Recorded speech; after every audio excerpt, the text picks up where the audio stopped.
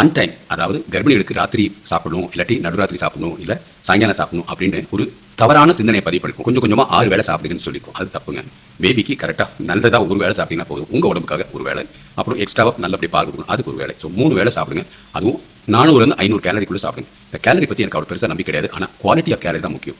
நீங்க உதாரணத்துக்கு 2 கோழி முட்டையோ இல்லாட்டி 2 கைப்பிடி பன்னீரோ அதிலிருந்து வரத கேலரியும் ஒரு தட்டு நிறைய உள்ள சாதத்தில் வர கேலரியும் ஆல்மோஸ்ட் சேமா தான் இருக்கும். ஆனா உங்க உடம்புக்கு தேவை ஒரு தட்டு நிறைய இருக்க சாதம் தேவை கிடையாது. 2 முட்டையோ இல்ல 2 முட்டை கலவு இருக்க வெஜிடேரியன் புரதச்சத்தோ அதுதான் தேவை. இதை சாப்பிட்டுட்டு இருந்தீங்கன்னு வச்சுக்கோங்க, நீங்க அன்டைம்ல எதுவுமே சாப்பிட மாட்டீங்க. அன்டைம்ல பசியும் வராது. நம்ம எடுத்து ஒருக்க சாப்பிட்டு பழகிட்டோம்னு வச்சுக்கோங்க, திருப்பி அதே வந்து பிரெயின் வந்து இவங்க 1 மணி நேரத்துக்கு ஒருக்க சாப்பிடுவாங்க. ஸோ ஒரு சிக்னலை கொடுக்கும், ஏதாவது சாப்பிடணும்னு விருப்பத்தை கொடுக்கும். அதெல்லாம் தேவை கிடையாதுங்க.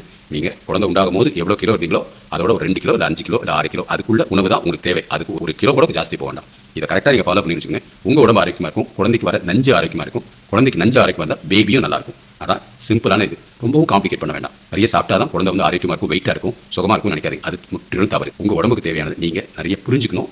அதை தெளிவா பக்குவப்படுத்தி சாப்பிடணும். அளவுக்கு மீறி நடுவில் நொறுக்கு தீனி அது இதுன்னு சாப்பிடவே சாப்பிடாதீங்க. அதுதான் உங்களுக்கு நல்லது.